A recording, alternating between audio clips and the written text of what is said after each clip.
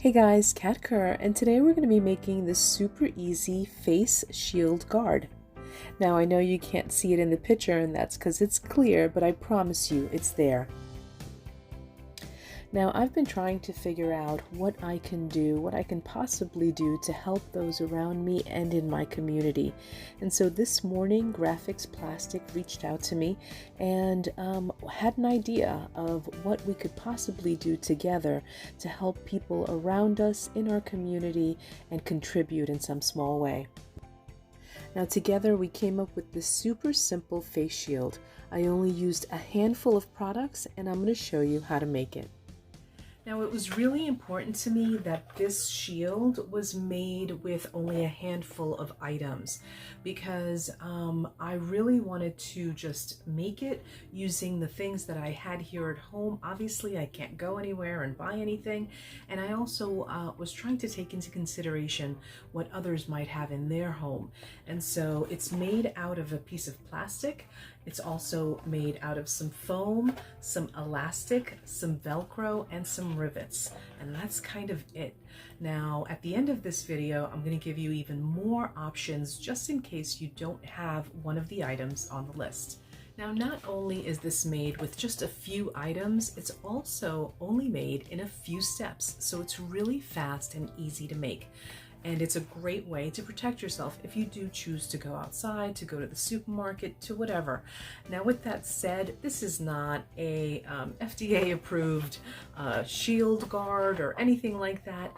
For me, it was just an idea of having an extra layer of protection if you do choose to go outside. Now because it's super fast and easy to make, it's also a great idea if you have a house full of kids and they're kind of going a little stir crazy.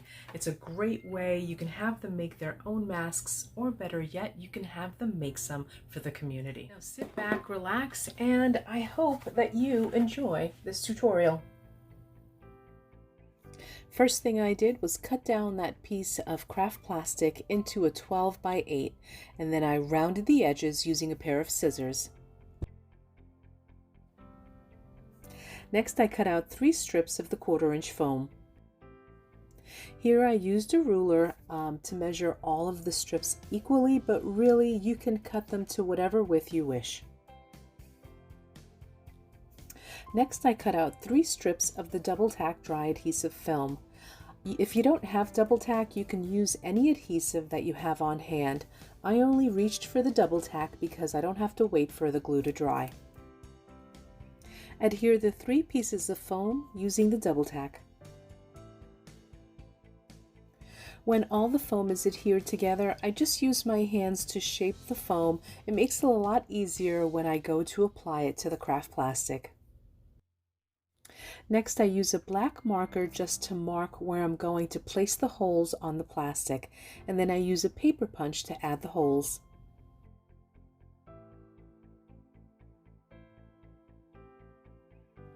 Before I add the elastic, I just remove some of that protective layer and use those holes as a guide to know where to punch my holes on the elastic.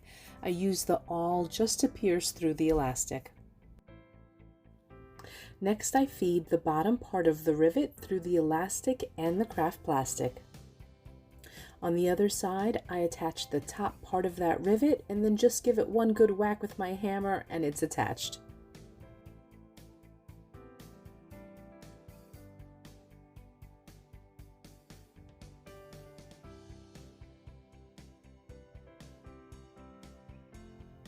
I finish up the band by adding some Velcro to the end of the elastic.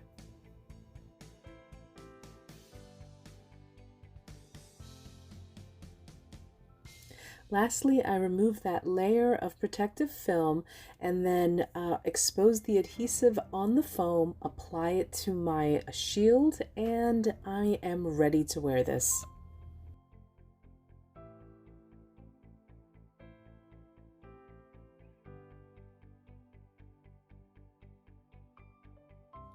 Now, necessity really is the mother of invention.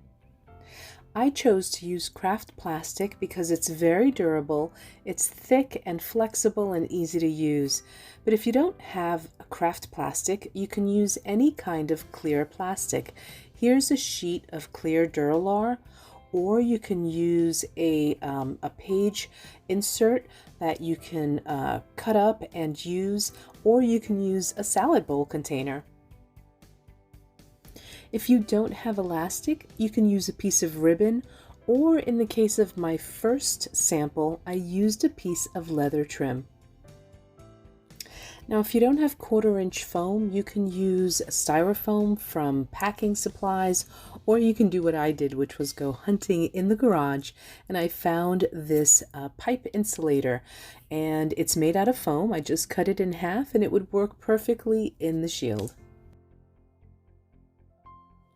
If you don't have any rivets, you can attach your ribbon using a stapler, and then just hammer down the other side, the prongs that are sticking up, and cover them with the foam.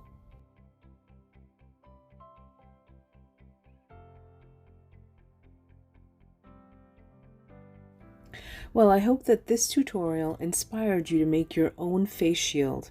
Thanks for watching, and stay safe.